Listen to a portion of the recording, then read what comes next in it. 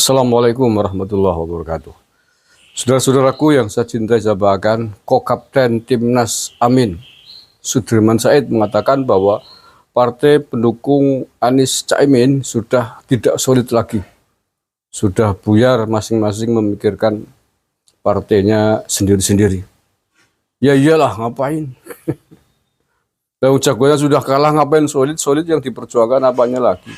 Solid kalau jagonya menang kayak TKN itu harus solid, karena harus menata berikutnya kan, menata koalisi, menata kabinet, bagaimana persiapan melanjutkan 5 tahun ke depan. Itu kalau jagonya jadi kayak TKN. Kalau jagonya nggak jadi, Anies Caimin ya solid-solid buat apa? Mikirin apa? Mikirin demo.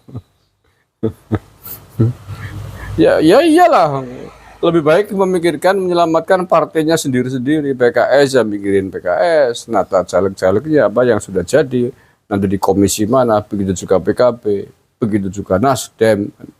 Kemudian memikirkan kemungkinan bergabung dengan koalisi TKN, kan begitu, dapat apa, mau gabung koalisi tapi minta jatah menteri, biasanya kan begitu.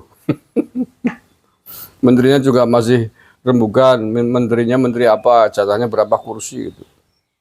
Kalau saya jadi Pak Prabowo, ya oke lah, sini gabung PKB, PKS, Nasdem, gabung aja, tapi gak usah minta jatah menteri lah.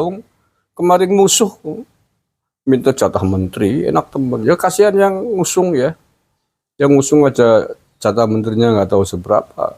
Yang tidak ngusung, tidak berjuang, tiba-tiba duduk minta jatah menteri, enak temen ya. Kemarin musuh-musuh tidak bisa-bisa ngerjain, menghina Pak Prabowo, bisa-bisa nilai 1 dari 10, merendahkan.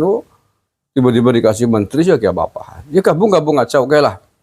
Dalam konteks secara umum bergabung ke pemerintahan kan, kue-kue jabatan yang bisa dibagikan tidak hanya menteri kan. Menteri ya khusus bagi partai-partai koalisi yang kemarin mendukung. Menurut saya sih begitu.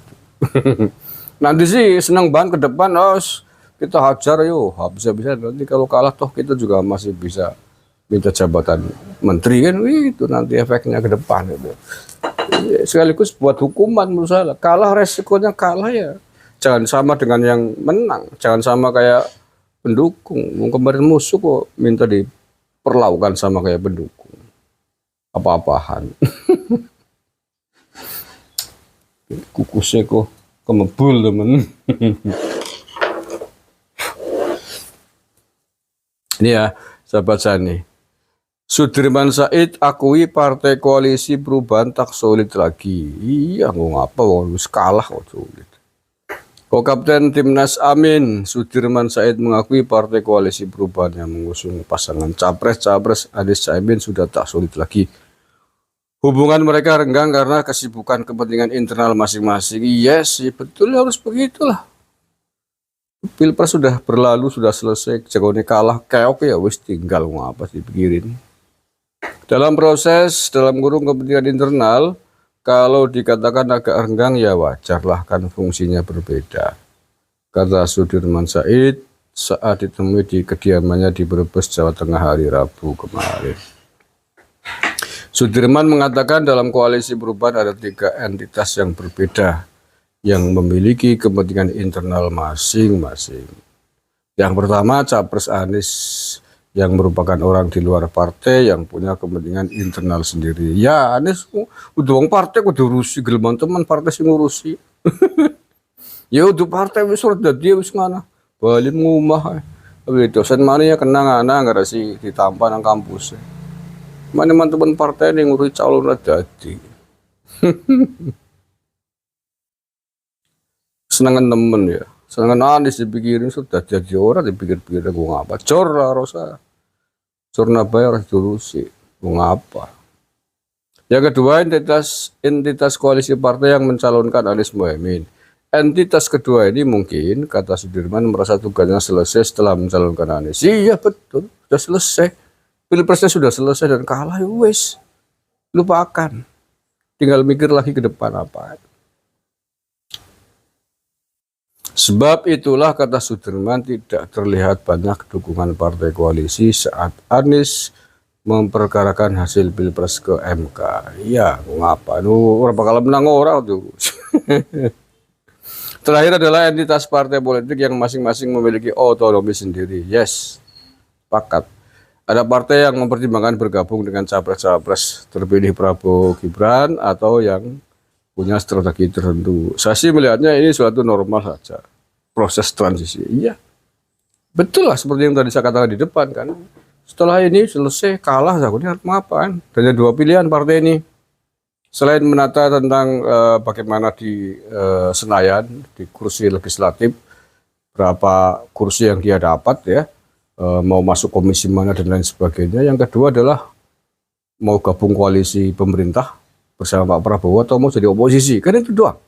Kalau jadi oposisi konsekuensinya seperti ini, kalau memilih bergabung dengan Pak Prabowo dapat ini, konsekuensinya seperti ini.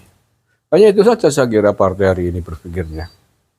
Dan kalau untuk Nasdem, kemudian PKB, PKS, saya kira dalam konteks hasil pilpres hari ini ya, yang dimenangkan oleh Pak Prabowo, kayaknya ketiga-tiganya mau ikut gabung, berkoalisi.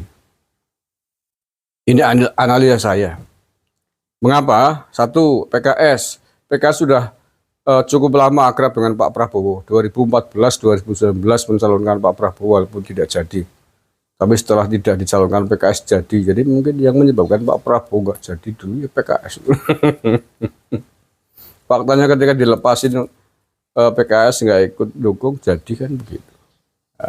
Nah PKS dengan kedekatan politik itu saya kira logisnya adalah memilih bergabung berkoalisi dengan Pak Prabowo daripada ikut-ikutan kayak PDIP. Kayak itu lebih tidak masuk akal. Ya ibarat air dan minyak kan PKS dengan PDI, masa mau gabung. Ya sih mending Pak Prabowo. Itu sudah sekian lama mereka bekerja sama secara politik kan. PKB juga begitu, nggak ada pengalaman, nggak ada sejarahnya. PKB wani jadi oposisi. Rawani orang PKB di oposisi. Nggak punya sejarah PKB jadi oposisi.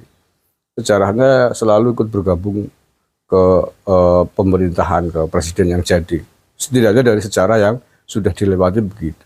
Nasdem juga begitu. Masih mending gabung koalisi, isi dapat jatah jabatan apa ya. Syukur-syukur menteri, kalau enggak ya wakil menteri. Itu analisa saya. Jadi kalau mau ada oposisi ya silakan PDIP sendiri. Nggak usah ngajak-ngajak yang lain. P3 jelas sudah bergabung. Bila partai kecil ke oposisi ngapain? Partai ya tadi oposisi partai PDIP aja sekali-kali ya, nggak sekali-kali dulu waktu Pak SBY kan juga. Sekarang jadi oposisi lagi aja biar ramai dunianya itu loh. Kayak kalau PDIP jadi oposisi kan ramainya, Hasto ngomong terus gitu, Ganjar ngomong lagi, Pak Mega ngomong lagi terus, jadi ramai beritanya. Kalau jadi koalisi, gabung koalisi semua kan sepi tadi. Itu saja, terima kasih. Assalamualaikum warahmatullahi wabarakatuh.